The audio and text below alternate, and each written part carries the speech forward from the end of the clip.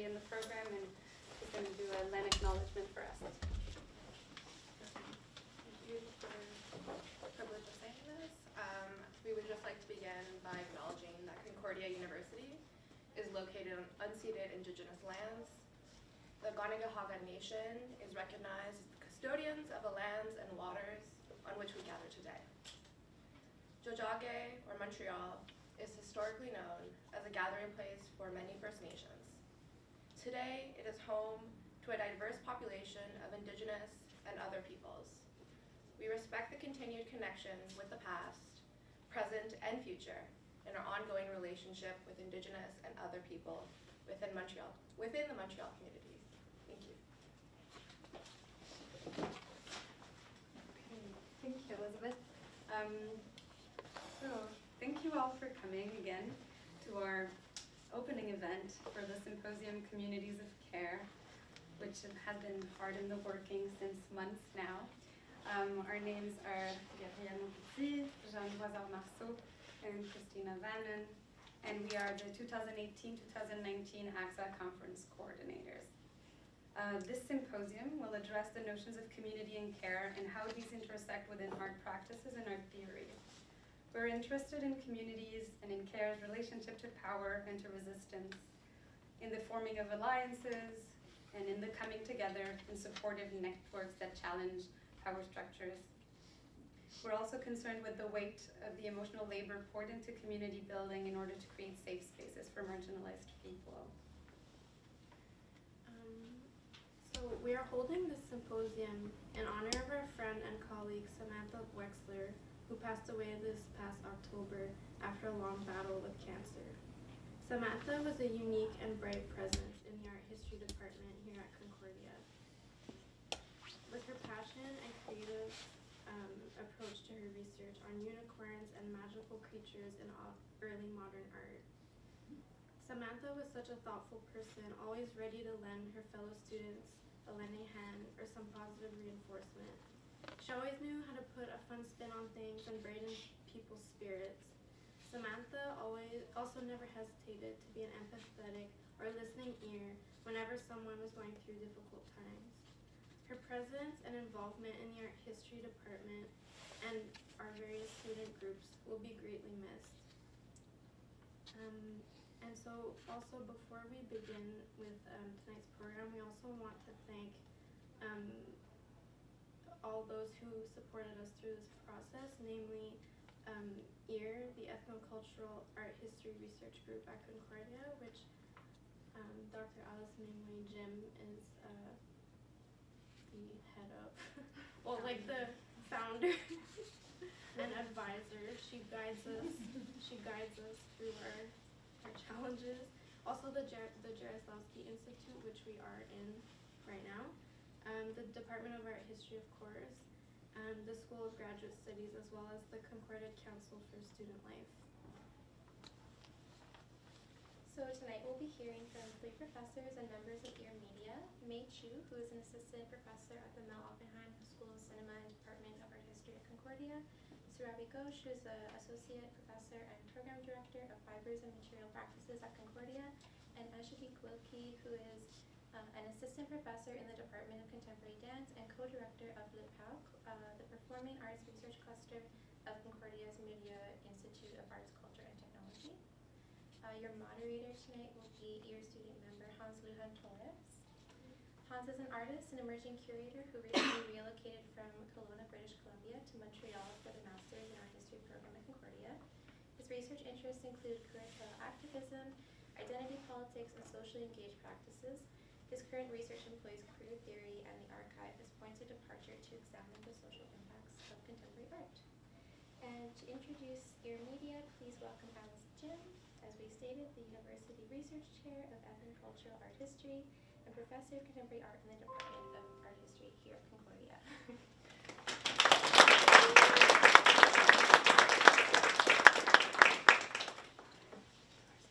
Okay, thank you. Thank you everyone for being here, and especially you guys. So thanks for the introduction, Christina. It's February 1st, so I wish you a happy Black History Month as well.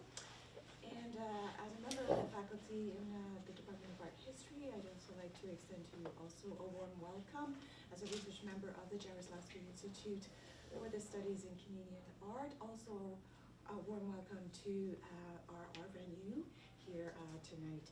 I wanted to start also with a big congratulations to all the organizers and presenters for this very rich programming of this conference.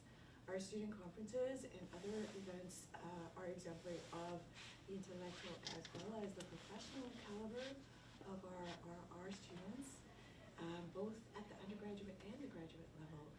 And this almost always includes the participation of dynamic student groups. And for the program of this conference, as you heard, it involves the participation of AHGSA, EAR, and IARG, which is the Indigenous Art Research Group, and in fact they are affiliated with the presentation of the keynote for tomorrow night of Danya Danger, and in collaboration also with the Indigenous Futures Media Cluster. So looking forward to that too. So my job here is very quick. I am here to tell you about the new CISC EAR Media Working Group and the difference between EAR Media and EAR. I was going to get online, but I felt it was a little bit too complicated. So to do that, I'm just going to take you back to 2011. Basically, EAR takes its name after a course that we actually offer in the Art History Department, Ethnocultural Art Histories, which I've been teaching for almost 10 years. But every 2 years, with the special topic of race, citizenship, and art in Canada. It's a rare course offering. It's something that I personally can only muster up to teach every 2 years because teaching about race is a very demanding, affective, laborious effort, but yet at the same time very important. So in the gap years, what students were telling me is that they felt sort of unmoored, they felt sort of just like a little bit lost because there weren't that many courses at that time, and I think that our department is very radical and progressive in trying to encourage and include and offer more course curriculum on so-called non-Western art.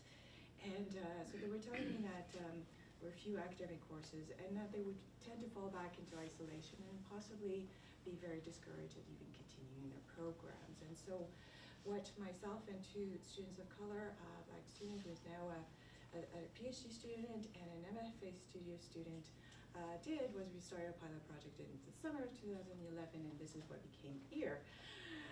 And EAR is a student-driven research community based within the Department of Art History. It gets new members all the time, like many of the student members here in this room.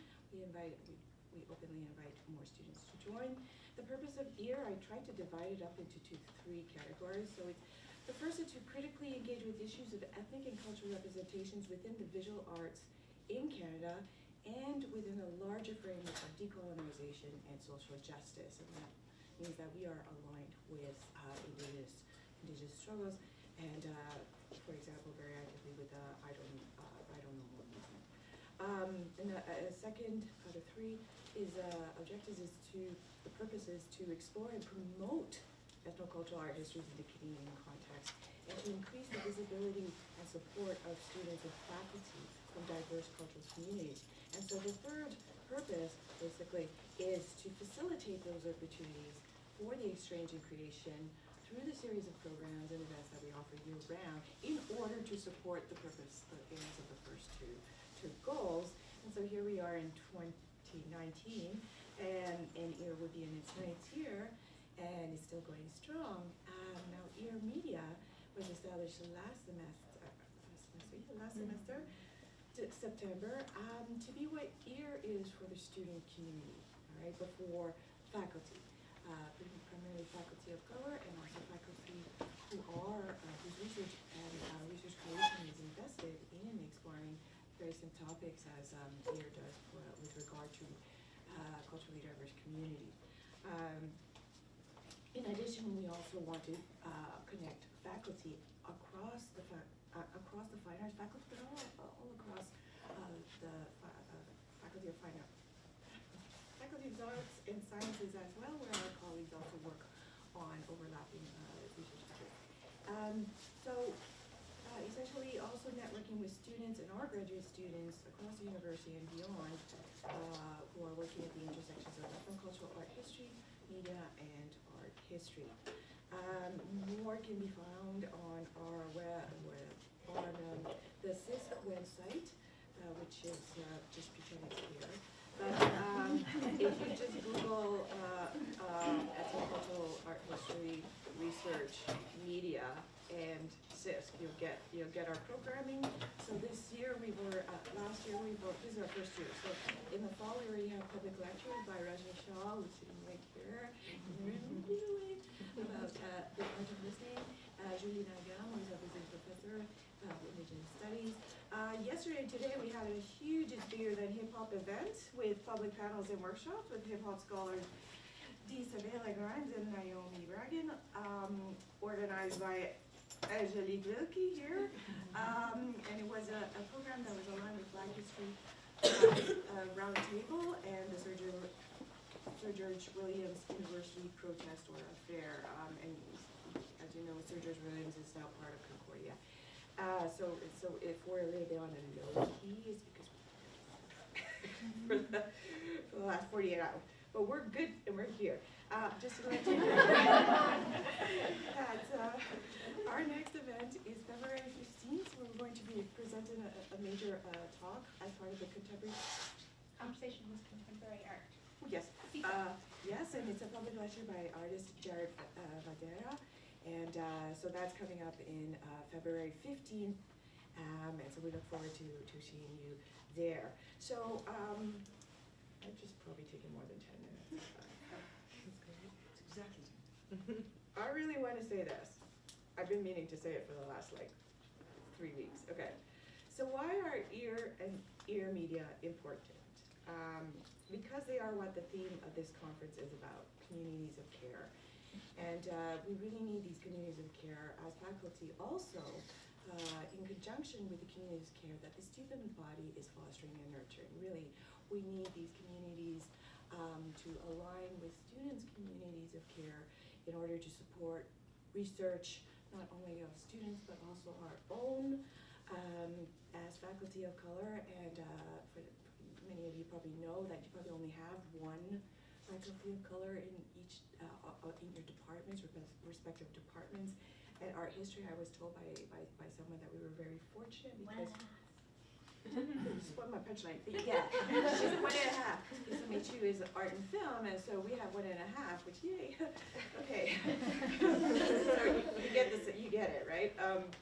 So as racialized, and this is my introduction, as racialized and minority faculty, or the preferred term is faculty of color, we get asked a lot of questions like, what do we think about concepts of equity, or diversity, or inclusion, or how do we teach these ideas to our students? I'm like, no, you teach it to your students.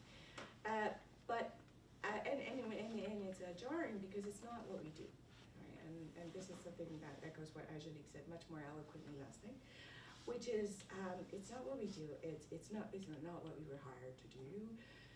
We were hired, and speaking as a faculty of color member, we were hired for what we do in our research or research creation, for how we want to share aspects of that through teaching.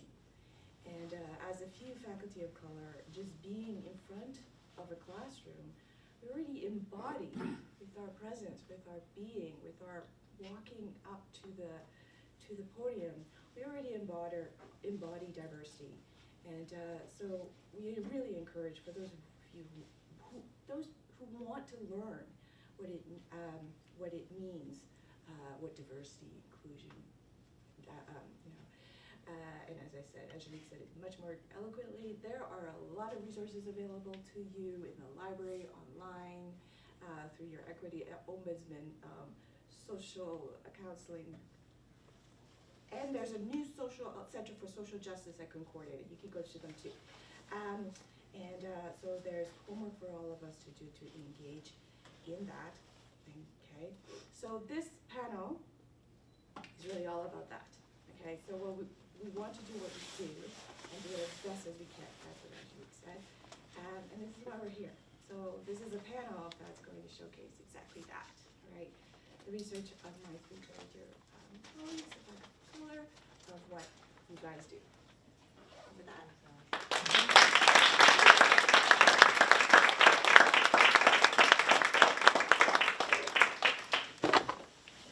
We'll get started. I'll just give a quick introduction to May and then she'll begin. So as it was mentioned, May Chu is an assistant professor at the Mel Hoppenheim School of Cinema and Department of Art History at Concordia University. She collaborates on Houses on Pengar, a research and curation project centered on developing a socially engaged experimental art lab in Toronto's Lawrence Heights community. Her recent work includes a chapter in the anthology Material Cultures in Canada, articles in Imaginations, the International Journal of Heritage Studies, Journal of Canadian Art History, and Public 57 Archives, Counter Archives, which she co-edited. Welcome, May Chu. Thank you. Hi everyone. Thank you for all the organizers again and for Alice. Okay, so what I'm going to do is just talk a little bit about this community project, Houses on Pengar, and then talk through some of, I guess, the affective messiness that has started to come up and why these things like process and failure are methodologically interesting to me and important to think about. Okay, so Houses on Pengarth is basically an experimental art and research lab that I collaborate on with a colleague of mine at York University in Toronto, Janine Marchessault. And it's located directly in this community, Toronto's Lawrence Heights neighborhood. I don't know if anybody is somewhat familiar with Toronto, but Lawrence Heights is just a northern part of the city. And it's a housing community, public housing community that's currently undergoing this massive redevelopment project, revitalization, gentrification process, slated to unfold over the next 25 years. So it's the largest revitalization project in Toronto's history. And this lab is meant to be a space to basically house different kinds of creative and critical discussions around the role of public art and urban redevelopment. And it's something that we're looking to, well, it's a collaboration between community members, community animators, and researchers, of course, artists, but also planners and architects. So while granting us this,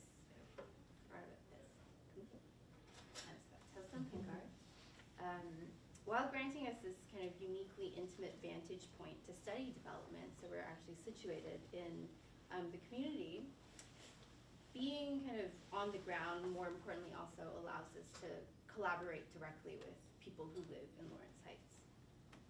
And from this work, I'm really interested in looking at how socially engaged art, especially in times of great kind of upheaval and instability, might potentially serve as a kind of catalyst to imagine and even potentially manifest more democratic cities of the future and meaningful spaces of public engagement.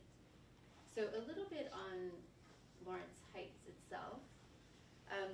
It sits on the traditional territories of, among other groups, the Haudenosaunee, who occupied this land in the 1400s, 1500s, and then the Mississaugas of the New Credit around the 1600s, before the much disputed Toronto Purchase, which eventually transferred the land over to the British Crown in 1787. So throughout the 1800s, it was mostly farmland. And then the first subdivisions cropped up in 1930. And after the Second World War, the Canadian Mortgage and Housing Corporation purchased this land and turned it into social community, or social housing. And it was based on the Garden City model, right, which was seen as really progressive at the time and even kind of a model or ideal community. This model made use of experimental non-grid patterns. If you zoom in, you can kind of see a little bit of this in the one corner. So it has lots of parks and playgrounds and these kind of circular enclaves that were meant to keep the houses away from the main busy thoroughfares. But then this was slowly seen as design flaws that basically cut off parts of the community from larger sections of the city and also restricting access to services and jobs. And then there was also the construction of the Allen Road, which is a big highway in Toronto in the 1960s, which basically bisected the community, cut it in half, which led to more physical and social isolation. In terms of its kind of current life, Lawrence Heights is home to over 3,000 residents. Most of these people are recent immigrants from Latin American countries, Caribbean countries, and West and East African countries. And it's got one of the lowest average annual household incomes in Toronto. And some of the biggest challenges it faces includes underemployment, especially of youth, who make up about 2/3 of the community, and social marginalization. So it deals with a lot of gang violence that disproportionately affects young men of color. And this produces additional stigma that further isolates them from the rest of the city. And Lawrence Heights, a kind of popular nickname given to this community is the jungle. And there's been kind of an effort with residents in recent years to kind of reappropriate this language. Some of you might know this name because Drake has sung about the jungle in one of the songs. So this current revitalization project is seeking to basically transform this community into a quote-unquote viable mixed-income, mixed-use neighborhood with at least double the density. If people kind of know Toronto, you know that this site, even though it's much less dense than the rest of the city, is kind of prime real estate, and the city is, of course, undergoing this huge housing crisis. But it's right on the subway line, and it's within walking distance, strangely enough, to Yorkdale Mall, which is one of the poshest, most expensive, and also highest earning malls in the country, and certainly the poshest in Toronto. So that's kind of the background, and due to the long-standing work of many individuals and community organizations within Lawrence Heights, it's a really tight-knit community with lots of incredibly engaged people, passionate people, who are understandably really upset about what's going on and wish that they had more say in the process of revitalization. So Houses on Pengarth was, from its inception, inspired by kind of these utopian public art initiatives, you know, like Rick Lowe's project Row Houses, the Assemble Collective's work in Liverpool, UK, the AHGSA Dorchester projects. And these are all projects that in novel or radical ways seek to blur the line between art and social. And especially the case with Project Row Houses, which alongside art programs also provides things like educational programs, counseling services, childcare, affordable housing for young mothers. These are really kind of seen as novel or radical projects. But it's also important to note that this work also underlines this startling absence of a social safety net, right, under neoliberalism. And you know, this absence is something that art and artists are increasingly seen as having to kind of come in and fix and fill. So like these projects, Houses on Pengarth, or HOP, springs from the utopian idea that basically that a community which in many ways has been fractured, so through gang violence, through economic, social marginalization, even kind of the physical barriers that exist within a community that kind of impede mobility within the community. All of these things might hopefully, could lead to some kind of community reconnection, recuperation through art. Secondly, that an art center can that an art center imagined and created from the ground up could eventually lead to some kind of sustainable arts ecology within the community. And three, that art can play a role in helping to imagine and to build a future city built on civic engagement, social empowerment, social justice. So some of the things that we've been doing, we've been working there for about 3 years. We've held in 2016 and 2017 these media literacy workshops for middle school students in the neighborhood. We brought in Director X, who's a well-known music video director. There was also a workshop on looking at the role of gender in hip hop. We've organized talks and events with local Toronto artists brought into the community. We've been involved with youth mentorship. This is important. We've helped to kind of put together a centralized community arts advocacy group to ensure that the residents have some kind of leadership role with all arts and culture initiatives unfolding kind of from here on out. And just this past summer, we also applied for a Toronto Arts Council grant to put on these hands-on multimedia workshops for kids as well as adults. So we've had a bunch of different age ranges, and the participants made video games. They worked with hand processing celluloid film, and they did digital photography, and they did theater workshops as well. So in terms of research,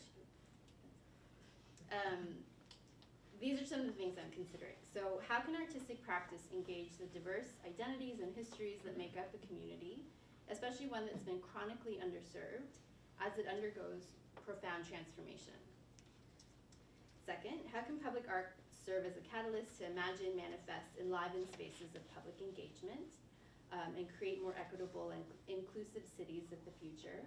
And thirdly, I think most important for me is how can all of this be done in ways that don't merely replicate neoliberal axioms of regeneration, renewal, etc., especially when the latter are little more than euphemisms for capitalistic accumulation and exploitation.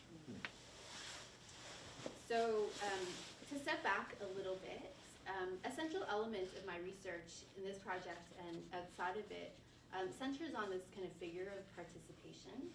So my other main research project looks at the uses of interactive technologies in different exhibit sites within Canada, including touchscreens and audio guides and VR displays, this kind of thing, in order to think about how these are often taken as the material manifestations of like democratic inclusion and access and participation.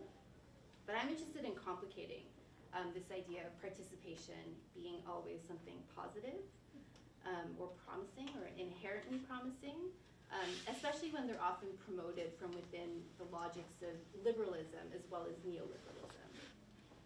Participation and interactivity, I argue, are often offered as bombs to basically absorb the shocks of advanced capitalism, which actually deprives us a lot of these agencies. So it's probably a little coincidence that the common tropes of today are like interactivity, DIY culture, hyper-personalized customizability, you know, this kind of thing. All of these become the easy proxies for social and political agency where none actually exists. And then thinking about art and culture, we can also think about how these often become problematically deployed within like creative city paradigms, right, to promote or really market diverse, livable, healthful cities. And creative city models often offer art and culture as these expedient instruments to build resilient post-industrial economies. And they're based on kind of the same economies of desire that really replicate or even exacerbate these social stratifications, chronic insecurity, atomization, etc. And I've been very interested in thinking about the various affective stakes of this kind of complex work, I would say, this lofty goal of building democratic future cities. It's definitely a fraught process that involves a lot of trial and error, half-starts, as well as partial and potential failures. So I think it's important to turn our attention to kind of the messy underbelly of utopian projects and impulses. I think in doing so, we see that failure and exhaustion are the kind of necessary corollaries to neoliberal axioms of expediency and this growth, resilience. And to think about this a little bit more, I want to focus just on time and the process of waiting and also failure. So the importance of time. Rick Lowe himself has said that you need to spend years just developing relationships in a community, and to not do this would be extremely arrogant. I mean, to think that you can just flop yourself into the community and understand its complexities in a kind of drive-by situation. And those of you who are familiar with community work know that it's a necessarily complex and delicate process. It's basically like feeling your way around in the dark and finding what sticks and learning and unlearning in often very uncomfortable ways. So we spent the last years holding workshops, receiving ideas, pitching ideas, but mostly it's just been about listening and slowly building and maintaining relationships.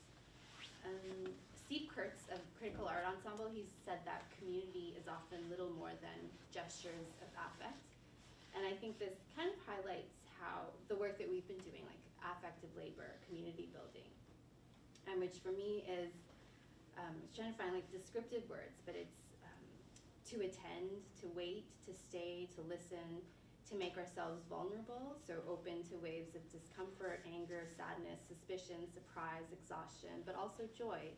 And it's an especially complicated process given that it's a very difficult time in these residents' lives, and we're working also within undeniable power dynamics, right, which can't be avoided. And so failure is perhaps another important kind of methodological orientation in response to this tyranny of resilience and optimism. Jack Halberstam is someone who's looked at failure as methodology, and Halberstam says that it's a useful thing to turn to when we want to seek, among other things, quote, new rationales for knowledge production and other modes of political engagement than those conjured by the liberal imagination. Failure is a refusal of dominant rubrics of success, right, which are often based on heteropatriarchy, capitalism. But it's not just about refusal, it's also ultimately about imagining, building, and experimenting with potentially new models of social life. With socially engaged public art work, or kinds of work, we tend to hear a lot about the successes of these projects, and like Project Row Houses, but not enough about the failures, which can also be very illuminating, I think.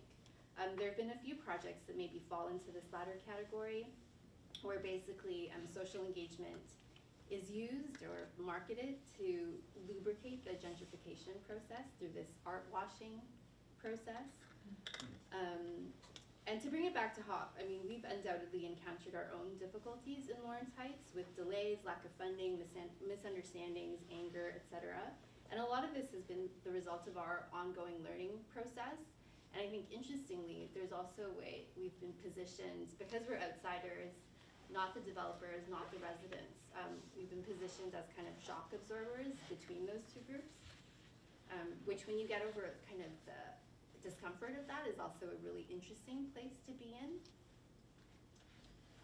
So I want to ask basically going forward, what is failure? What does it look like? What does it feel like? How do we work with and through failure? And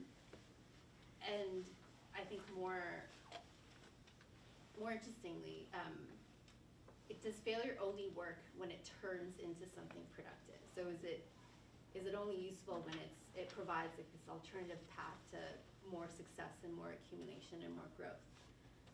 And also, who can do failure, right? Because does assuming that failure as a methodology works also assume a kind of privilege in subjectivity? Finally, process and time and experimentation as praxis and also failure are part and parcel of this work. They're methodologically compelling, but I think they also hold a kind of political urgency. They can offer potential ways to challenge the overly rationalized technocratic mechanisms of neoliberalism and the neoliberal city. And I think paying attention to failures and blights and bad affects also can help us chip away at this idea of social engagement and inclusion as merely piecemeal aesthetic conciliations, ultimately paving the way for more corporate development. I think of this as a kind of smooth violence, like where outrage at gentrification and displacement gets mollified and rationalized, and we have kind of fuzzy stories about kids getting art classes. But these families are still getting displaced, and displaced materially, physically, emotionally, socially. So these bad friction, or these bad affects and friction, should be seen as part of the material output of redevelopment projects. And important addendums to the ease and facility with which revitalization happens today, across the world. But perhaps there might also be a way in which these frictions and failures can upheave in a transformative way. And I say this kind of tentatively, or at least be an emerging improvisatory method of building lasting community networks from which a self-directed and self-sustainable arts ecology built on social justice can maybe emerge. And that's it.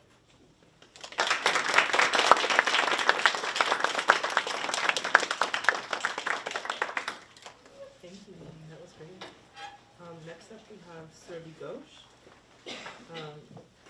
Surabhi is an artist and educator based in Montreal, Quebec. Her current work investigates the transmission of culture to diasporic people, specifically South Asian immigrants and their descendants in North America. She uses textiles, patterns, and site-responsive installations to materialize contradictory narratives, which begin and end in her own experiences. Recently, her work has been exhibited at the Wing Luke Museum in Seattle, the Fofa Gallery in Montreal, Space Gallery in Portland, Maine, Duke Hall Gallery in Harrisonburg, Virginia, and Ditch Projects in Springfield, Oregon. Surabhi received her MFA in Fiber from Cranbrook Academy of Art and her BFA in Fabric Design from the University of Georgia. She is currently Associate Professor and Program Coordinator of Fibers and Material Practices at Concordia University. Hi.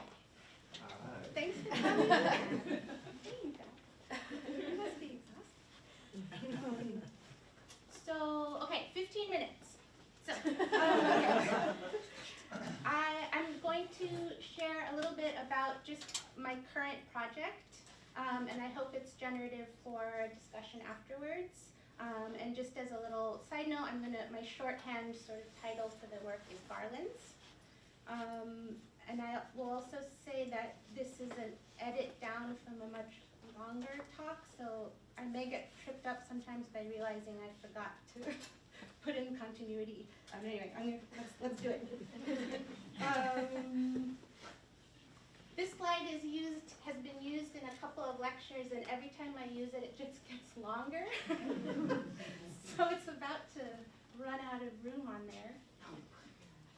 I am a Texas-born, Georgia-raised, Indian-American artist, professor, permanent resident of French, English language, Montreal, Quebec, Canada. From this position, I ask, what is diasporic cultural identity? But also, what do each of these words mean on their own, and why would I use them? Should I use them? Could I use them? Does a South Asian diaspora even include me? I draw on a wide range of research, but the idea of transmission of culture is particularly important to my research methods. I speculate on possible new meanings through my own studio-based work. My new work is very much related to my recent move to Montreal, and it's also made in response to current events in North America and South Asia. My broader research questions, though, for many years have been related to these two ideas up here, the stories we tell ourselves over and over and over again. Who creates these stories and what is their aim? How, why, and to whom are they transmitted? And how and why do they change as they are retold by new storytellers over time and space? So as I look to stories and histories told by others, I also include myself in these questions as a storyteller. I'll get back to that image later. So my current project is called a lot of things, but my short title is Garlands. So what is a garland? The definition is that it's a circular or spiral arrangement of intertwined materials like flowers. And I'm particularly interested in the word garland as a verb. So to form into a garland or to adorn with or as if with a garland. But in my own understanding, to garland someone or something is a performative and ritual act. This action of garlanding means to pay respect, to show humility and devotion, to bless or imbue the wearer or the object with support, to temporarily demarcate a site as sacred, to choose, or to endorse. Garlands was born out of a body of work that was actually shown downstairs at FOFA about 2 years ago. In this body of work, I was considering the potential for repetitive pattern to reconcile the limits of human experience within the infinite universe. So at first, these pieces were made to continue that train of thought about quantifying and measuring limitlessness or infinity by deconstructing finite materials. They started as basically a square of upholstery vinyl, the width of the bolt of fabric, so 54 by 54 inches. Then I drew out a grid of 1-inch increments on the backs, and then I cut through these lines in different sort of systematic patterns. And I then would take that cut up material and I experimented with different ways to hang or drape them before settling on that version that you can see on the right. But it was the process of installing this work that led me to my title of Garlands. Hanging this material, one strip at a time, reaching above my own height, arranging and tending with care, a gesture of devotion and faith. I thought about the last time I had performed this gesture and I recalled my quote-unquote Indian wedding, which was the Hindu ceremony that I agreed to make my grandmother happy, because I would do anything to make her happy back in India. And the humor I found in the moment of draping a flower garland up around the neck of my 6'2" British-American white partner on his first trip to India for our wedding. So again, what are garlands and what do they mean? So exchanging garlands is one of several bodily rituals in a Hindu wedding ceremony. Well depicted moment. According to Hindu mythologies, there's stories about wealthy young women being able to choose their own groom as opposed to arranged marriages. So choosing her own groom by putting a garland around his neck, and the ceremony was called a swayamvar. So in the Mahabharata, which is a narrative source for many cultural rituals in India, Draupadi's swayamvar is explained in detail. So what you have up here is on the top is an illustration of this ceremony, or this sort of test that all the prospective grooms had to go through to potentially win her hand in marriage.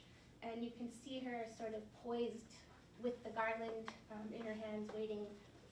And this is Arjun winning the contest. And that other image is of Sita garlanding Ram after her swayamvar, which is part of the Ramayana epic. So you're seeing two scenes from major Hindu myths. But before I dismiss these types of concepts as historic or mythological, I'd like to remind everyone that these ideas are very much alive. This is part of a living culture that still takes place. So this is an article that I found about a swayamvar. The subtitle is "Held for the Benefit of Physically and Visually Challenged," to be paired up. The garland is used as a gesture of devotion and love for Hindu gods like Krishna and Durga, who you see here. I believe in the positive connotations behind these beautiful objects and behind a gesture of humility and love. However, these objects also signify a problematic conflation of religion and politics in India today, which is technically, and by that I mean constitutionally, a secular democracy. Here we see the garland being wielded as part of political spectacle. This is Prime Minister Narendra Modi being welcomed at an election rally with a giant garland by other BJP party leaders. For those of you who don't know what the BJP is, they're currently massively in power in India, and I describe them as a right-wing Hindu nationalist party. And they sort of reach back historically to the independence movement and the freedom struggle, and when India was partitioned up into various continents, and they are anti-partition, and anti-Muslim. When I came across these images in various news stories, first I was just amazed by these giant ceremonial garlands. Why are they so big? I wanted to know. The answer lies in just pointing the camera the other direction to the crowd, and then you see the way that these objects are being wielded as part of massive political spectacles. This image is of a rally, a political rally. It's from Modi's own website, and locating this photo there reminded me of Trump's continual insistence on the size of crowds at his own rallies. On the left, you see so many garlands being placed on a monument to a historic politician named Ambedkar. And I saw this and I just wanted to know, like, how many more can you put on there till it falls off, or what happens? Is there such a thing as too many garlands? And on the right, you see an image of another Indian politician named Mayawati, who's being, what's held around her is a garland made out of money. Yeah, I'm serious. There's a lot more I could say about it. And here we see flower garlands being used to hide a plaque that commemorates a former politician, because the current political leaders were coming for a garlanding ceremony for the monument above, and they were scared that they would be offended by the monument to this path, so anyway, they're using the garlands to hide the plaque. So, internet research into garlands very quickly led me to this image. And I remind everyone that obviously the Google algorithm led me to this image because it was on my computer, right? So it's not like a coincidence that this showed up in my Google image search. My reaction was, what the fuck? And I wanted to learn more about this. So it led me very quickly to a series of articles about the Hindu Sena, which is a far right-wing Hindu nationalist group with many ties to Modi's BJP, and these images of them celebrating Trump's birthday during the election campaign. So this was before he was elected.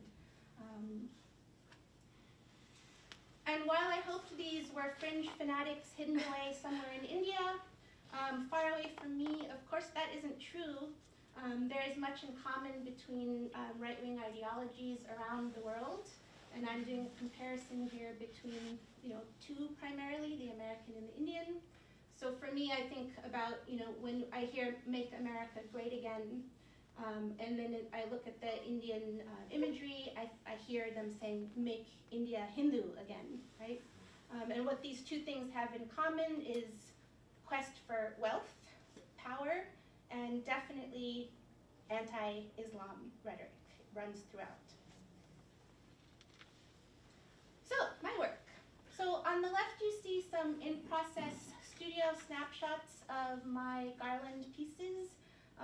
So on the left, that's about 15 strips of vinyl, 1-inch strips of vinyl piled up. And on the right, that's about 270 strips. And that's the physical limit for piling these up on one bolt in the wall. And I was very much inspired by that question I had, like, how many garlands is too many garlands? Or how can a garland get so big that it can't get any bigger? So this is 270 strips. Any more than this and the whole thing just collapses and falls off the wall. So I'm asking a few different questions at the same time here. So how many of these strips of fabric can support each other before they collapse? Or in other words, what are the physical limits of this material in this form? I'm also asking, how strong or permanent are the effects of the ideologies on parade in mass political spectacles? How long can these narratives of unity through shared hatred support themselves before collapsing? And is that collapse inevitable? Making these is actually a pretty simple process. I'm just measuring out various lengths of fabric off the bolt, drawing 1-inch lines across the width, and then I'm cutting through those lines with the high-tech tool of a pair of scissors. Then I place each strip on a single bolt in the wall. The material that I'm using is industrially produced black vinyl, which is basically black plastic poured and fused onto a white knit ground fabric. And what becomes primarily visible in the work itself is the edges of the cut strips. So what you're looking at is the location where the two layers meet. And this is a way in which we rarely encounter a textile in an art context. We look at the front and maybe the back, but what about the in-between? And this is another way, this is a way that I'm interested in using art to contain seemingly oppositional or contradictory ideas and let them coexist within a material object.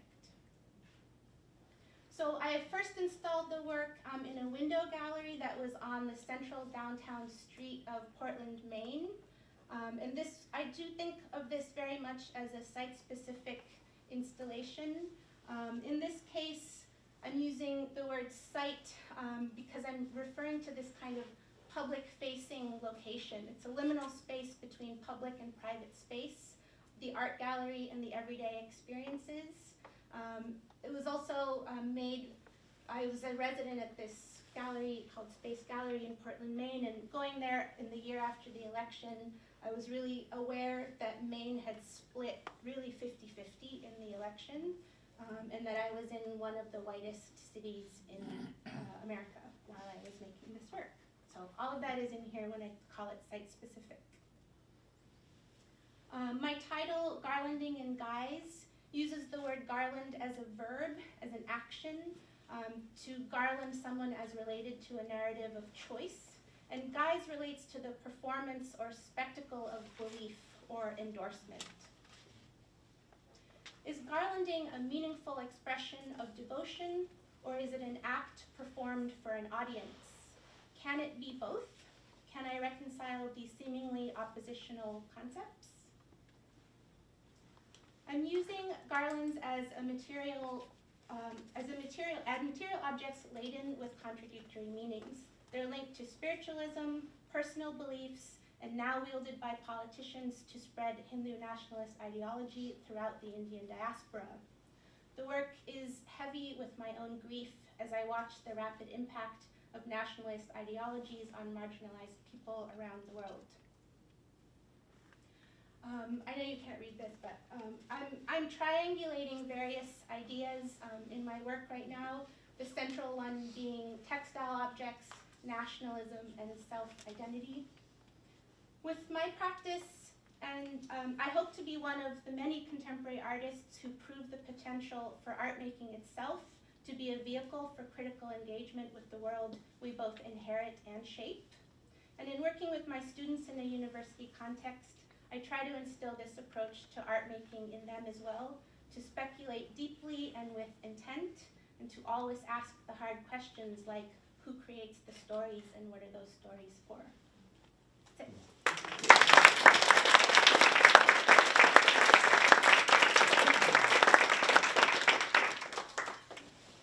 Great.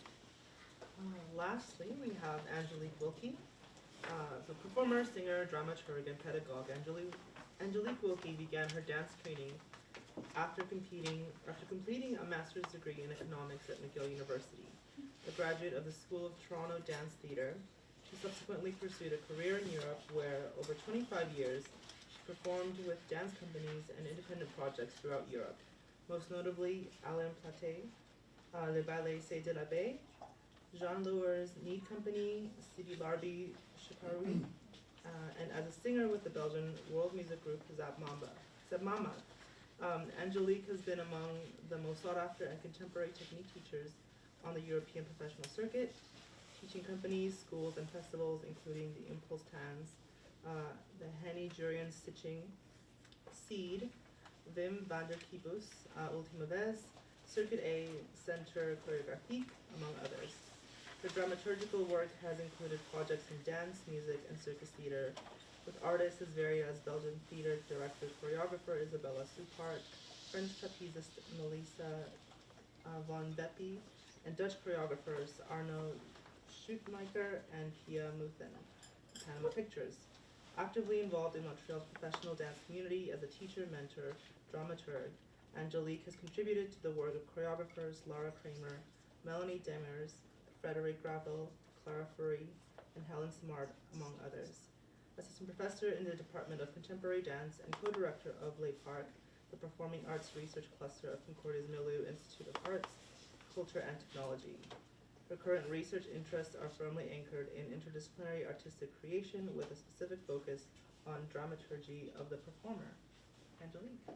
Hi, I thought they would make that shorter. Hi, I mean, I'm gonna start this so that I know I have 15 minutes. I look at that now and I think, wow, that must seem so pretentious. And at the same time, I realize that the vast majority of my research interests have everything to do with who I am. So starting there, in fact, is honest. You know, it's not pretentious. It's not, my intention is not a pretentious way to speak that. And I think it's important as well just to establish what perspective I speak from and kind of identify the experiences and curiosities that have stimulated the questions that I have as I go into mine. We can call it research, but I'm actually just going to call it my practice because I can't separate the two. And perhaps the other thing to add before I dive in any further is that I work at a university, but I do not in any way consider myself an academic. I'm an artist who works in a university. And that for me is extremely important because it totally 5,000% shapes the way I do what I do and the way I think about what I do. So I think the nature of the questions that occur to me, the way I seek to answer them, and with whom I seek to answer them, all of that has to do with my artistic practice rather than any kind of scholarly bent. So I'm a dancer, performer, dramaturg, originally from Jamaica. Left Jamaica when I was 15, lived in Canada for 14 years, and ended up living in Europe for 25. I've been back here for about 4. Most importantly is the fact that I come from this very hybrid context, you know, in terms of my own experiences. And hybrid in terms of my experiences, hybrid in terms of my mix. And all of those influence not only my perspective, but also other people's seeming perspectives on me. So that is also important in the scheme of things. In my dance training, as is certainly the case for most dance training until perhaps more recently, but I'm not entirely convinced that that's the case, we're taught to be neutral canvases. Yeah, where whether it's you, me, you, him, we're all taught the same stuff. We're all taught with the somehow crazy illusion that we'll all do the same thing in the same way and say the same stuff with it. And it's clearly not possible. You know what I mean? It's clearly not possible. So my career took place mostly in Europe over the course of 25 years, and it is a very different relationship to difference and otherness. Not yet going to say othering, but otherness. And almost a kind of, without the time to go into it in 15 minutes, but almost a kind of color blindness and post-racial illusion kind of situation. It's a very different manifestation than the one that exists in North America. Yeah? So I'm also personally just dealing with that shift. I have been reminded that I'm black now living in North America again. I'm not even in the US, I'm here, you know? So there's also that is part of my questioning and my something I'm seeking to understand. As I worked in Europe, it's clear from my experience of it that my quote unquote difference didn't seem to matter. And at the same time, what is also clear is that it was never ignored. And that is an odd, I don't have answers for it. In a way, I can only voice the questions that come with those observations. But being able to name the questions is perhaps just already the first part of the task, yeah? So my difference was not ignored by the creators I worked with. My difference was not ignored by the audiences that I performed for. And ultimately then not by me either. And yet, it seemingly took place in a context where it didn't matter. Yeah.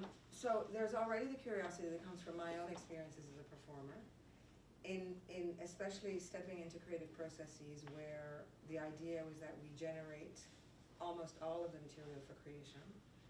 So it means that, you know, the days of Bob Fosse 5, 6, 7, 8 kind of situation, that doesn't exist anymore. I mean, a creator comes in with ideas, proposes ideas, and we resonate with those ideas to generate the material for performance.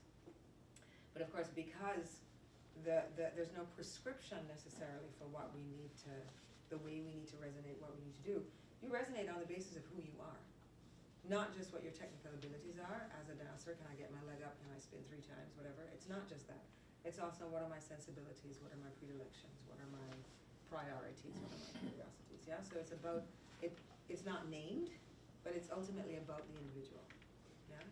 In what I'm calling the relational body, which is as much as much this physical thing as the way this physical thing, what feeds it and how it engages with the world in which it functions. The other 2 sources of inspiration for me, beyond my own experiences, selfishly, were 2 very key people in my thinking. One is Josephine Baker, who I can identify certain similarities with. I mean, I didn't do anything with bananas and grapes and stuff. That's, but, you know, I mean, she's from this side of the Atlantic, so am I. She built her career on the other side, so have I. She started as a dancer, ended up singing, so did I. She had adopted children, so do I. She had 12, I only have 2, but okay. You know, but there are things, and I'm particularly fascinated by the fact that she was able to, I use the word quite consciously, especially on the basis of conversations we've had over the past 2 days, capitalize on all of the tropes of racism and colonialism in order to build her career. But building that career meant exercising her agency over her image, over her message, over her body. And that is huge. That is huge. At a time when, in fact, most Black performers, artists, had no access to agency. You know, not in that sense anyway. And the other person is absolutely contemporary, totally different context. A woman named Fia Ménard, and she is a transgender circus artist in France. And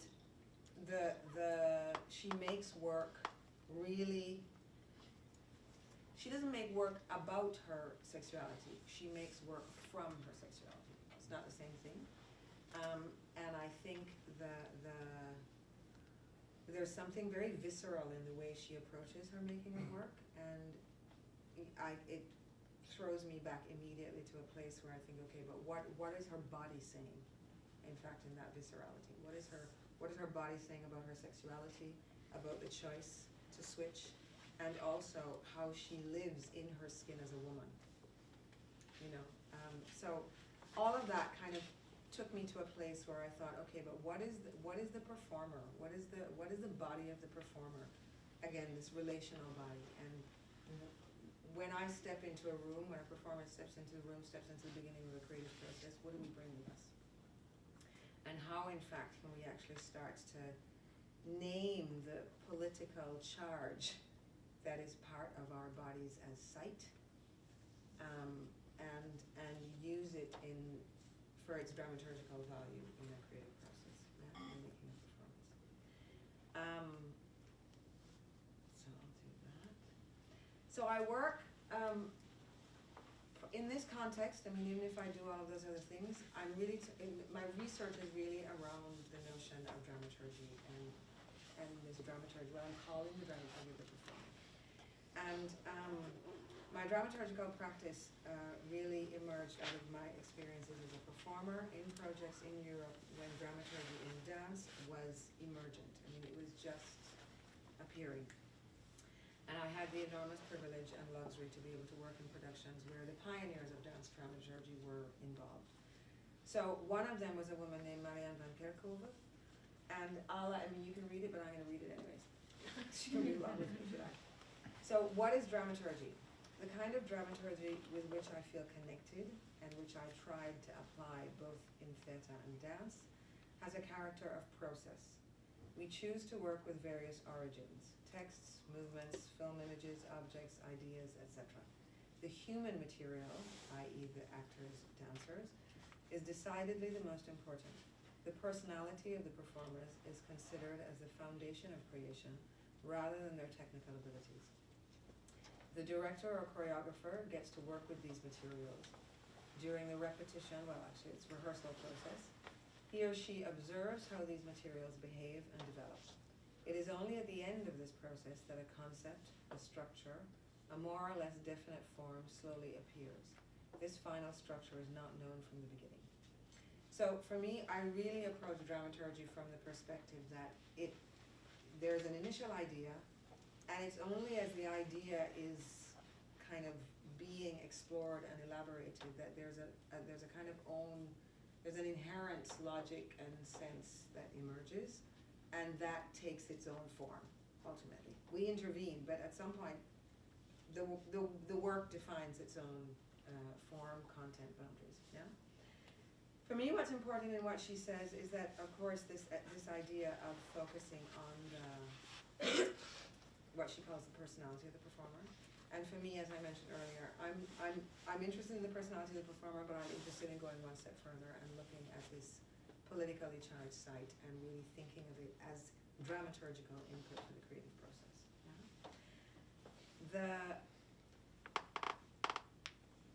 The body of the performer then is absolutely key in the process. And so looking at morphology, looking at issues of gender and age and social context, all of that is critical to understanding how an artist is actually going to resonate with any of it. And I mean, if you just even hear, the things that we're talking about here, if the three of us were working on one idea, there'd be three different versions. If every one of us in this room was working on an idea, we'd have, as many different versions.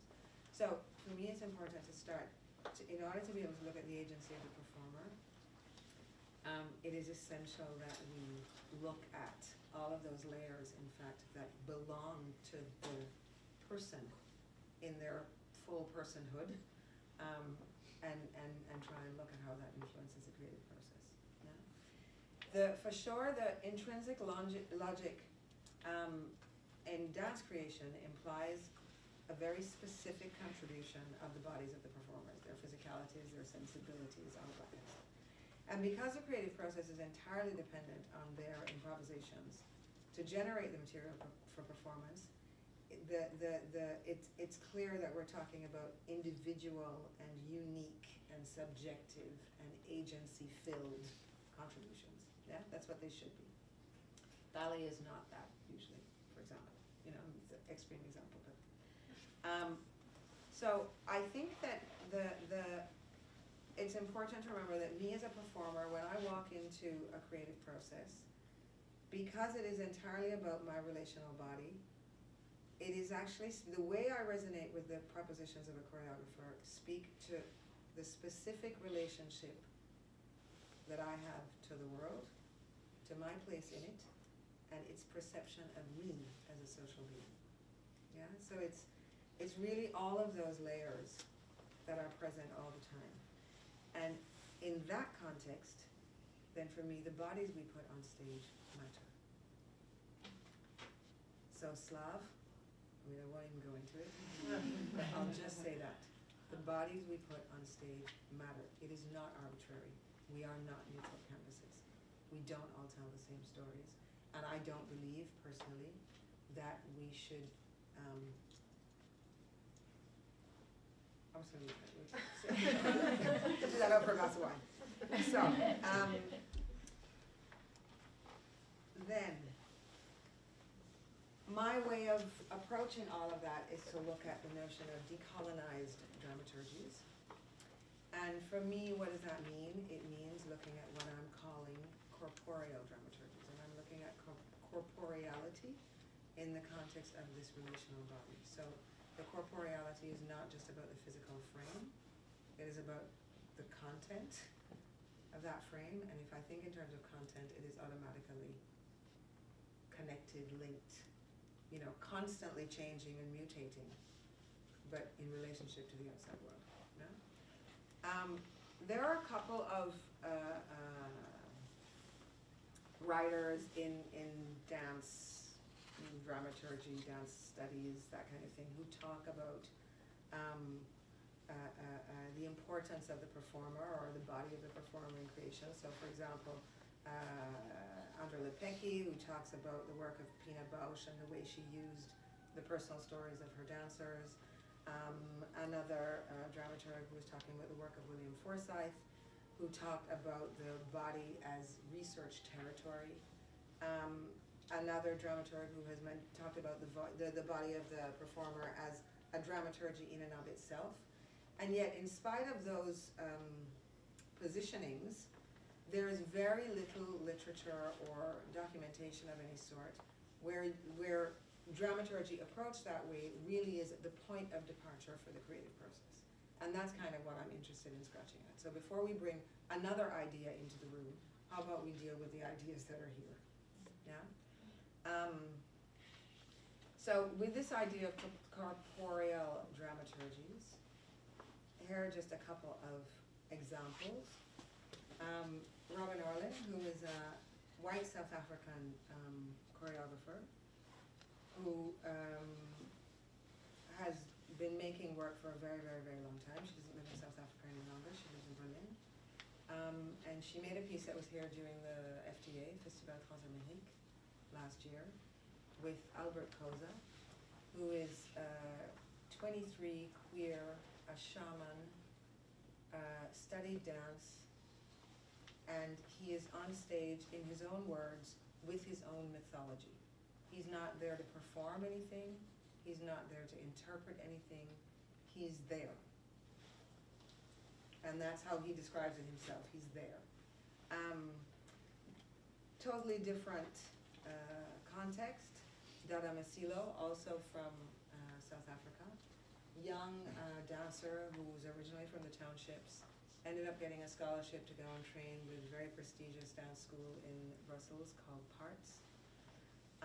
Went back to South Africa and creates from the classics, so Swan Lake and Nutcracker and all of those, but reappropriates and incorporates traditional movement, black bodies, South African black stories.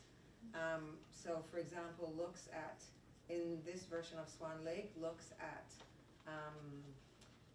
homosexuality, homophobia, AIDS, you know, all that kind of stuff, and that's material inside Swan Lake. And she hasn't, the music is the same, she hasn't changed her music, but all of those stories are incorporated into the work. And the third one, and I leave it as a third because I just want to read you something that she has written, Lygia Lewis, who is originally from the Dominican Republic, lives in Berlin.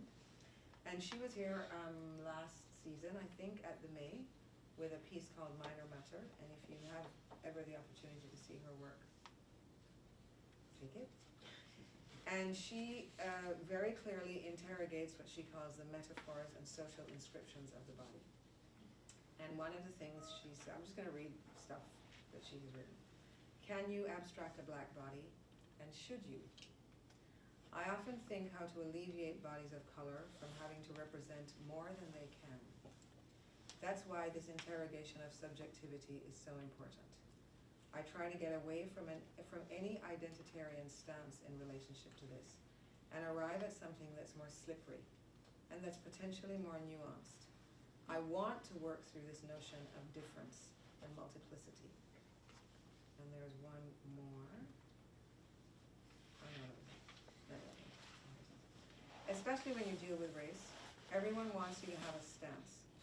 I think a position is important, but to have an answer, we're in a place where all of us just need to be in the process of asking more and more questions and inviting problems into the work. I think the failure of identity talk is that it gets stuck, trapped in what this one body represents. One body can't carry that burden. One body cannot.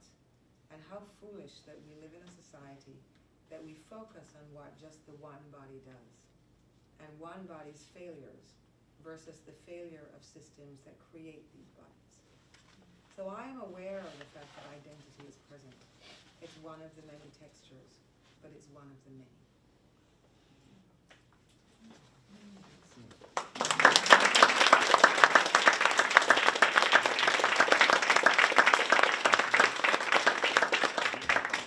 Wow, thank you guys for your presentations.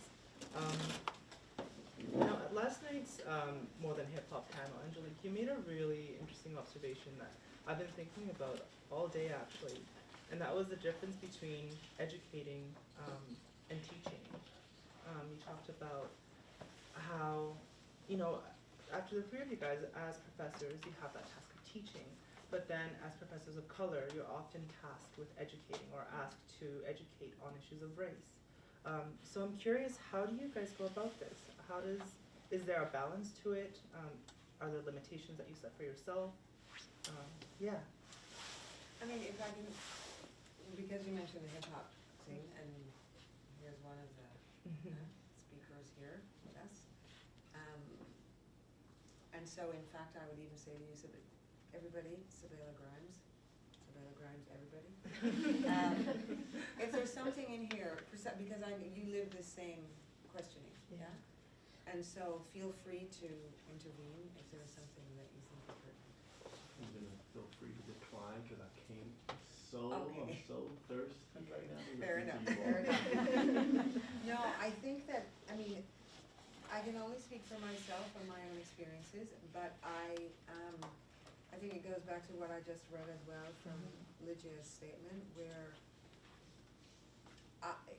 there is nothing about me that wants to be spokesperson.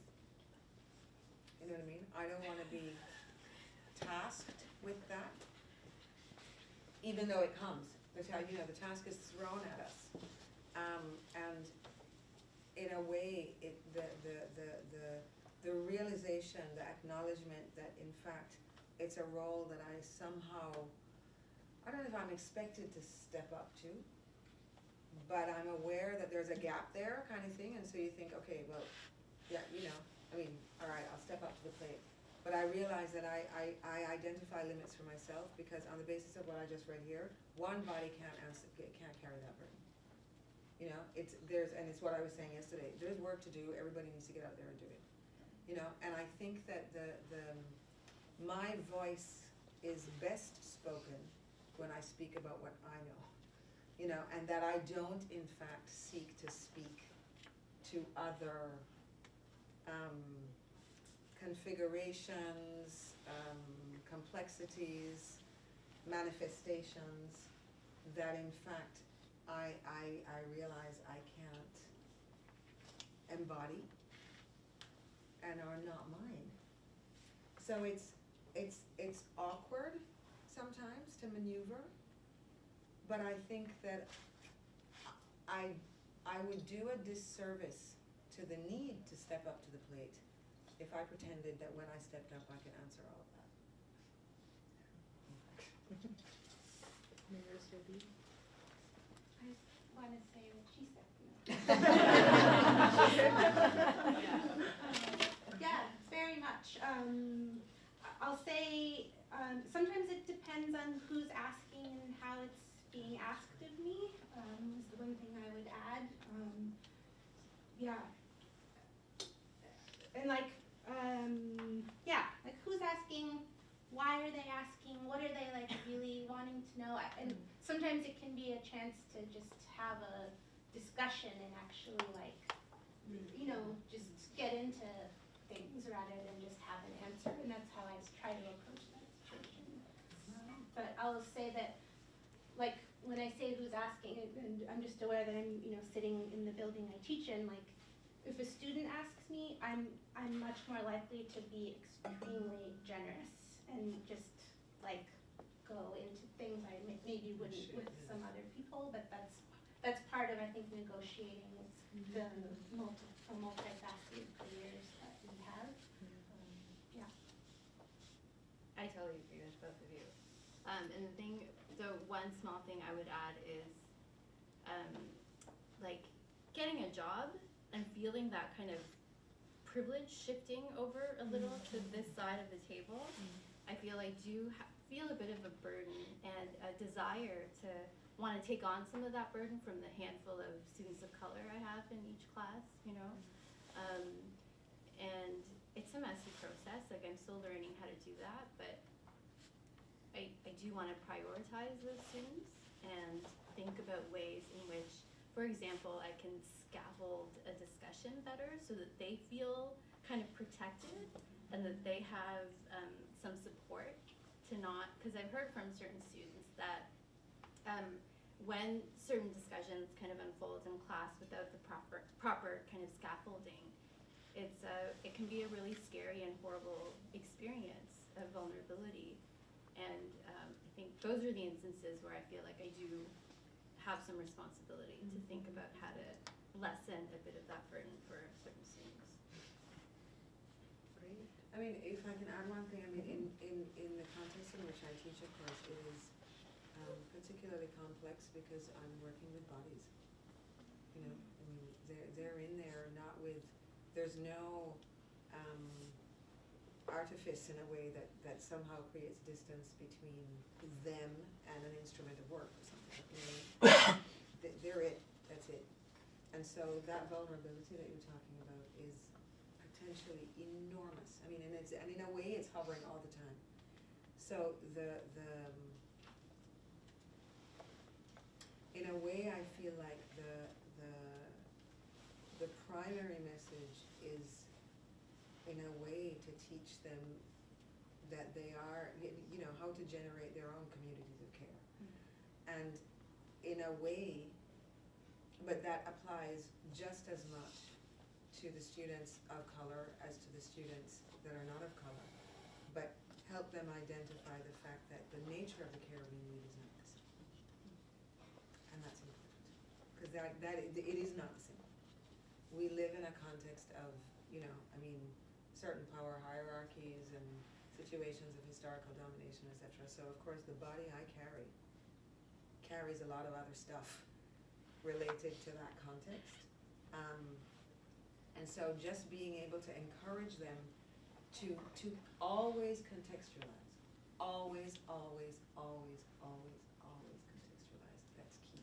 Because the moment we abstract from that context, you're in a place where that's where the hurt can happen. Because you don't consider anymore where it's coming from. You don't consider anymore what anchors it or what should anchor it or what might be missing from the anchoring, you know? So I think, yeah, we're reminding them all the time of the framework that they're functioning in and the cradle that they should be able to abandon themselves in is really key. Great. I mean, the three of you guys are members of EAR Media, which is now, you know, instead of working individually, you're working collectively.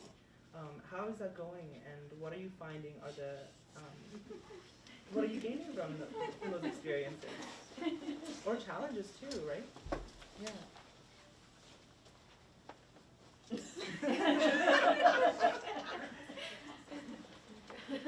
Well, I would say that I'm really looking forward to collaborations and it's lovely to hear. Yeah, absolutely. It's fairly new, yeah. And learning more about the different kind of creative practices and research interests has been illuminating. But yeah, it's just starting, right? So maybe if I can reorganize that question, what do you hope that EAR Media does in the next few years? Well, so this year, Alice, me, and Angélique have been doing This has been a your lot of media the event. stuff. I mean, partially because we're laughing because we're all fitting this in on top of everything else. So it's been at times just a little bit like, Hair raising. yeah. And to plan like 4 public events in 1 year was maybe over ambitious. But it's been a little stressful at times, but the privilege of working with these 2 people has, like, I've never experienced this before in my 15 years of teaching in different universities, and so in terms of thinking about just support and like sort of collegiality, and this is just a new type of that for me, and a new level of generative programming and thinking and dreaming and scheming. It's been very, very important to me, and I think it's really changed a lot for me already in terms of my teaching, my making, and research. Yeah, it's been huge already for me, so yeah. And in my case, I have to say, I have no idea what to expect really. You know, I mean, you really know, you know, I kind of know what art history is because you really, you know, but I don't know. You know, I mean, it's not the world I come from. And I remember thinking to myself when Alice got in touch with me, I thought, I don't know anything about art history. What is that? You know, and what is that in terms of me and my practice? Where do I fit in any kind of, you know, art history spectrum? And, you know, Alice comes from visual art. Surabhi works with textiles. And I thought, and I work with a body, and I thought, where does that fit in there? Is it only about bodies in museums or something? I don't know. I went through all of that in my head. And I thought, okay, well, all right, just get in there. Try something. It is extraordinary. I have learned its value in doing it. I can only second what you said in terms of the solidarity, the kind of unconditional support that there is, and a kind of understanding that requires no explanation. And we have an extraordinary research assistant who unfortunately is not in the room with us, Swapna, who is also at, she's in fibers, yeah. She's in fibers. And she said to me this morning, you know, I realized how good it feels to just have some more color in my life. And, you know, I say that in all humility and in all honesty. And it's the truth. Because not being seen is a very particular thing. And it doesn't mean, you know, it's not about being prejudiced. It's not that. But we're not all the same. You know, when we look at different breeds of dogs, we see different breeds of dogs. We see dogs, but we see different breeds. Why is it that when we look at people, we can't see it with that same acknowledgement of specificity, rather than he's different from me, rather than naming it other? And so this notion of having other color in my life just allows it. We see the difference. We don't need to do anything else with it. We see it, but we see it. And so, in a way, understanding its value has also been, for me, allowing myself to facilitate students to be seen and acknowledged. And I realize how enormously important that is. And if we can do that, 10 points. Big speech. I just have to say thank you to you guys though for that alone, because you know, I realize how much work it is to do, you know, conferences or events like Rajni's event last year. But it's so beneficial for the student body and it's appreciated. I have a couple more questions, but first I want to open the floor up to anyone. Yeah. Yeah. Okay. It's because you just mentioned the fact that, okay, there's like the three of you, you're part of faculty and everything. So there is an opening, plus you're all three women, which is also, well, I don't know how it is here at Concordia, what the ratio is, but it's taken quite a few years for women to access faculty, and okay, people of color also. The one thing is, okay, art history in general, I don't know what it is right now, because you mentioned something about ethno art history or It's no cultural. ethno? Cultural, okay. What is the part in art history or art in general that is dedicated? Because yes, okay, today we can see people from the diversity in academia and art. But what about the past? In art history curriculum, what's the percentage, for say, that is dedicated to non-European history of art? And if anyone can.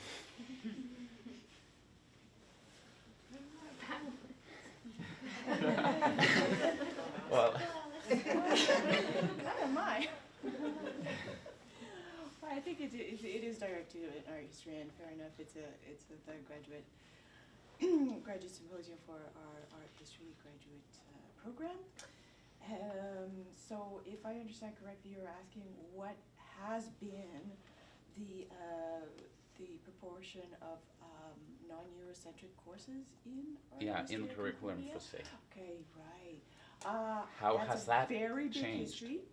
I have a 40-page paper chapter that I could be happy to refer you all to. Because it actually, what's interesting is you just remind me about that very difficult study that I pursued about the direction of ethnocultural art histories as a way to address sort of more international, very much more critical current trends in that are exploring global art histories as a sort of remediate something that takes what's that word, remediate? No, remedies. Yes, thank you. Remedies. That's something I had a long day.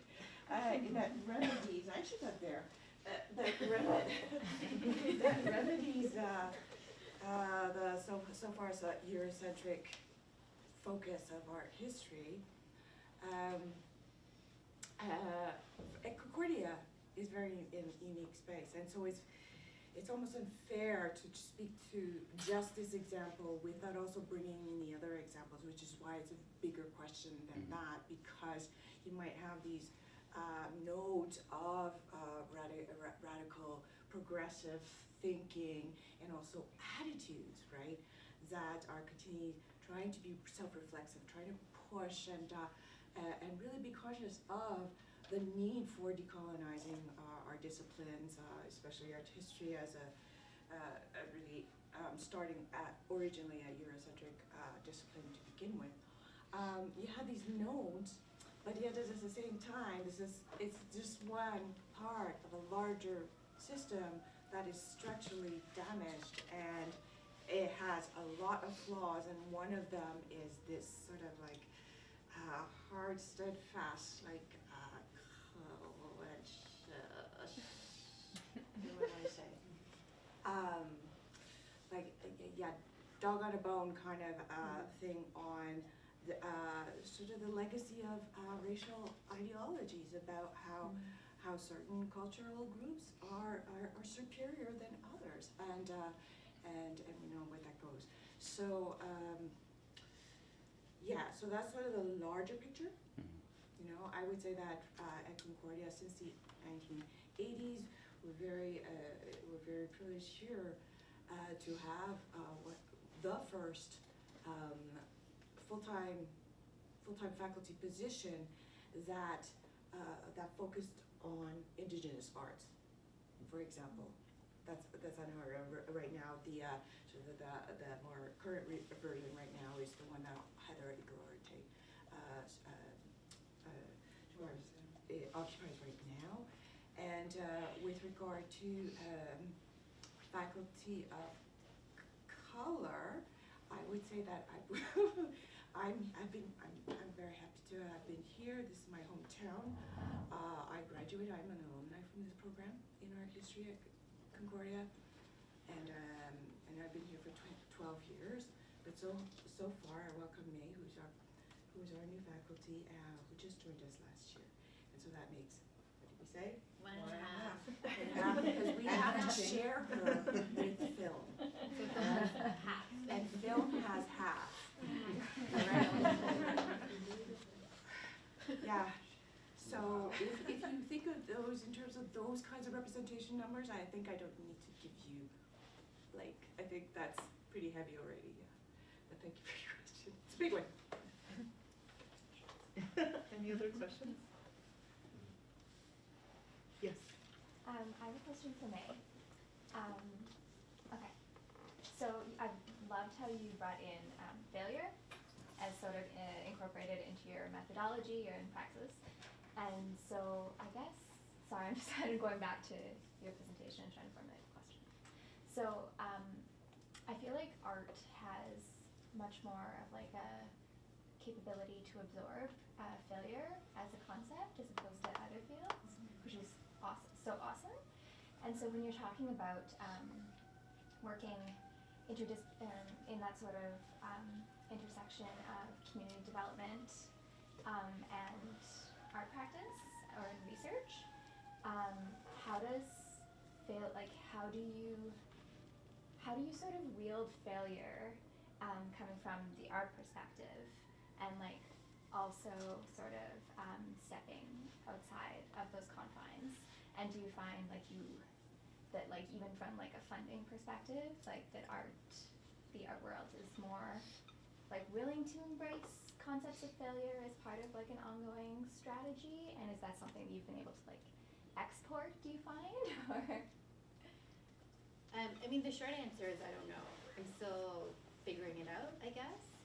And it seems like there's an inherent contradiction. Like we can kind of play with failure as a concept, but how, I guess, realistic is it too? I mean, existing in an institution, even trying to do community work where there's kind of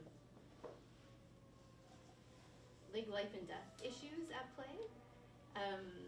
So I mean, I really wonder about that. And I do wonder about whether or not failure is just like another way that we get to some kind of resiliency or productivity, just because it sounds better. But I do think it's important to at least talk about it, and to talk about how, for example, we've applied for a bunch of grants that we didn't get because the project just didn't make sense. Or, you know, there's like anger in the community, or just confusion about what we want to do, and the kinds of conversations just happen because there's lots of stuff going on in the community, and lots of different stakeholders, we'll say, wanting to come into the community and like do stuff, right? So it's understandable that at least at the start of our time in Lawrence Heights, that people kind of viewed us with suspicion. But I don't know. I really don't know. I think it's interesting to think about. I think it could also veer into a kind of problematic area as well. But I guess for now, I'm willing to continue pushing cautiously further into this arena. Thinking about failure. Yeah. Thank you so much, all of you. Wonderful. My question's directed towards Angélique.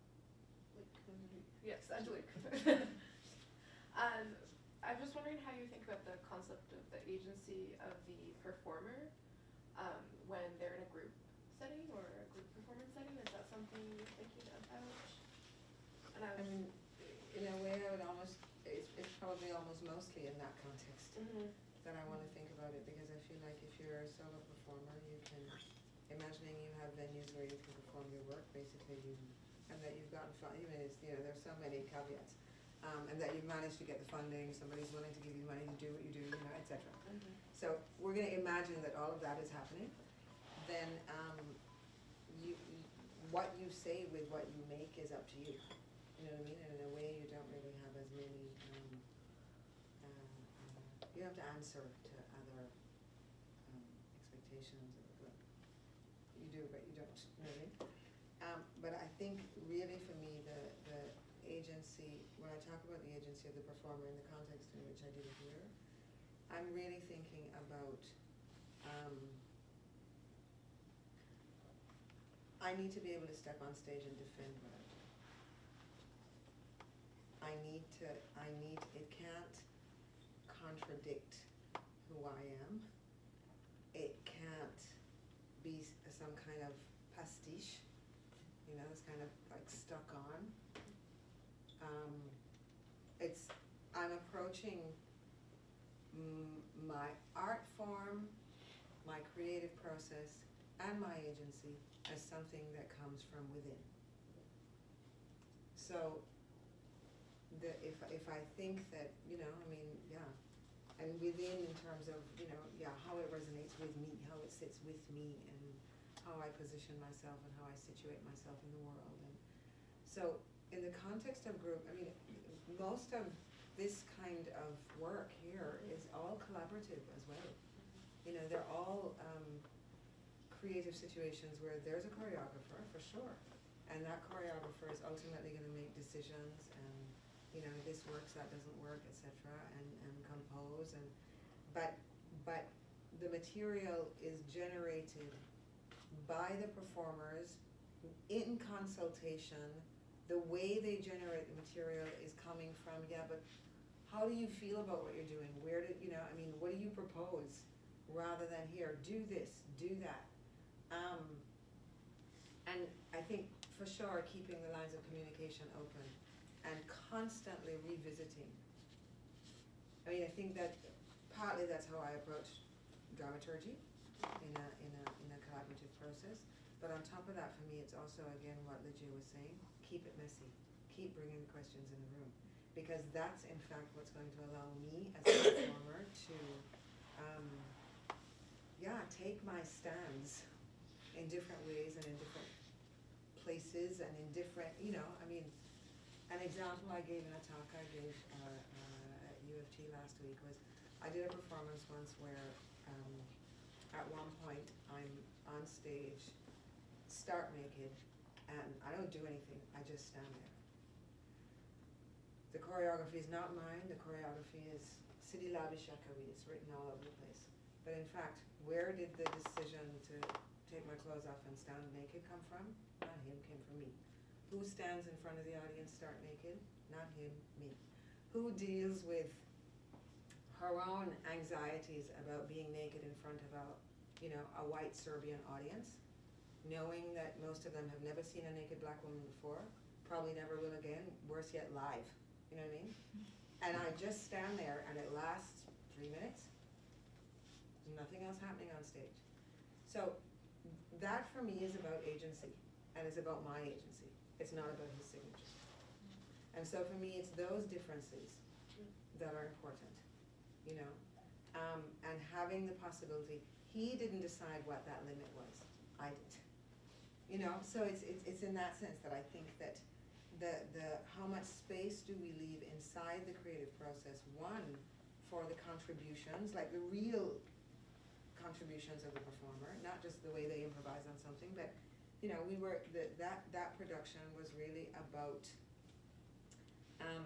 places of misunderstanding, cultural biases that we have. And I mean, another example from that same production, there are other productions where that kind of thing came up as well. But another moment there, in terms of these cultural biases, I had been to Mali for 6 weeks when I was still with that mama to do research on an album. And we were out in the boonies, man. We're in the Sahel, which is, you know, just before the Sahara. And we're in nomadic, we're with the Tuaregs and moving in and out of camps and arrive in a camp, and I was strictly vegetarian at the time, and a goat was sacrificed in our honor. We've been on a camel 2 days. They don't have that many goats. They've waited. They've gotten there. They've done it. The animal is tied. It knows what's going to happen. It's squealing. It's pissing itself. They slit its throat. They cut the head off. The kids play with the head of the goat like a football. They don't have another toy. And I found myself full of all of my Western industrialized biases and I was wider than anybody else there at that moment, yeah? So and I brought that into the piece. And I brought the images, I brought the sensations, I brought the discomfort, I brought the guilt, brought all of that into the piece. And he left me that space. And that for me was agency. I proposed it, he heard it, and he threw me the ball and said, okay, run with it. Take it where you want to go. And of course, he looks, he shapes, he establishes bonds. But it allowed me to bring things that were priorities for me as not just artist, but person, individual. And as individual, that informed the artistry, and then, and then you show it on stage. So I think for me, it forces a kind of distributed agency, in a way. It's a flattening of the hierarchy, so that we're in there as equals with different roles, but there's not the choreographer and the dancer. I mean, it forces something to shift in the way we all assume responsibility for the work, what the work says, and and our place in the work. Any other questions? Yeah.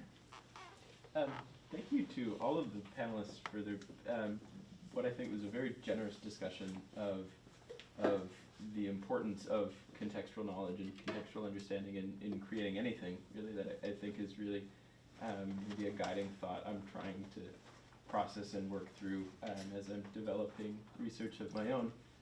My question is for May specifically, because I think the project that you've described to us is so fascinating, because it exists in, and you began your presentation with the discussion of this very sort of intense context, and I think, I wonder if you might elaborate on how conscious the workings of your project is of this intense, CMHC built public housing now in serious, gentrification transition. I wonder if you could speak more about how your work and your project navigates that with these groups. So you want me to talk about just the kind of like highly emotional milieu of the. I guess maybe my question is more how, or if at all, this very rhetorical history comes and plays out again, if at all, in the programming, because I think. What do you mean by a rhetorical history? Well, I think like from my experience in my reading of these projects developed by the CMHC and sort of the ways in which either neighborhoods for expropriation and demolition were developed, and then sort of have evolved over time. I wonder maybe if it might be more useful for me to ask about like how, if at all, like the history of the site that is now in transition plays into the programming. In projects and stuff. Yeah. Yeah, I have thought of that. Like I think, for example, of Indigenous histories, and I guess which layers of the palimpsest like we choose to honor. Because the conversations now are about, of course, how do we honor the memories and the histories and the narratives of the people currently there, but it's just kind of one layer of that kind of terrestrial narrative. And I can't say that anything practically has manifested from these thoughts, but yes, they continue to be kind of things that I think about and things that we all have been talking about. And it's also interesting because Lawrence Heights is currently going through this, but there's kind of different neighborhoods around Toronto that have experienced kind of similar projects. Regent Park being kind of the one that's in the news a lot, and the kind of frictions that emerge from that project has a lot of people scared, which I think is exactly why there's more attention and resources and time placed on something like the Lawrence Heights process, because Toronto community housing, for example, is really terrified that they'll continue to get as like the bad press that they got for what happened in Regent Park. And so it's interesting to just be on the ground and see the ways in which that kind of stuff is modulated, or the kinds of revisionist strategies that they try to have in place to avoid certain kind of outcomes. And then you could also say, I mean, that leads to, in a practical sense, kind of more resources for the Lawrence Heights community, like even employment opportunities. And they, unlike Regent Park, were given some kind of say in choosing the developers. So different developers in the cities kind of made pitches to Lawrence Heights, and they chose the one with the kind of more progressive platform. And this kind of package deal included, I think, something like $1 million slated for employment opportunities in the community, which is something also very different from the ways that other things have unfolded in the past. I don't know if that answers your question at all, but Yeah, I guess these are kind of parts of the conversation, yes, yeah, and some things that I think about.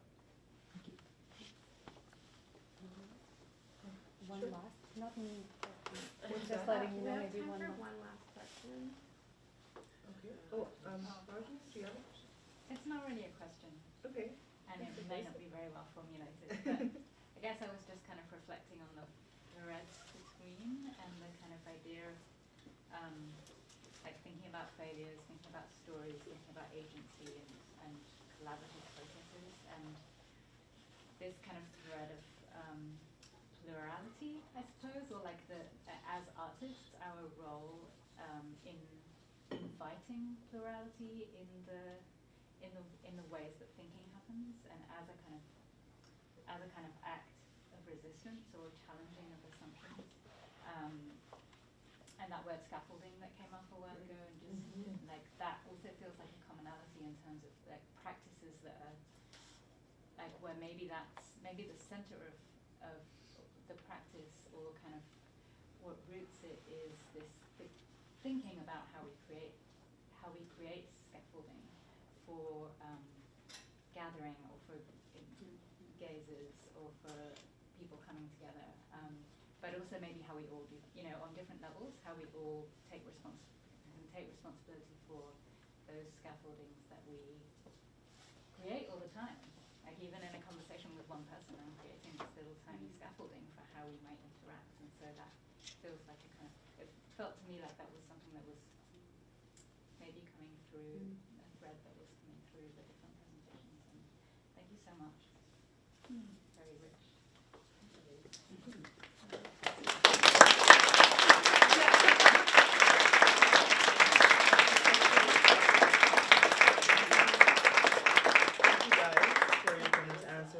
Thank you guys for joining us. I believe there's a reception happening now.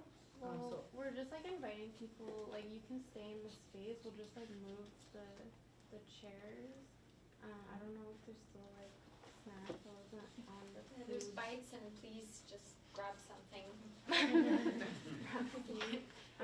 So yeah, like we're just like open if people want to stay and like talk and stuff, but we might just like move the chairs to make it more comfortable. Yeah. Yes, so tomorrow we're starting a set of panels at 9 a.m. and Dana Danger's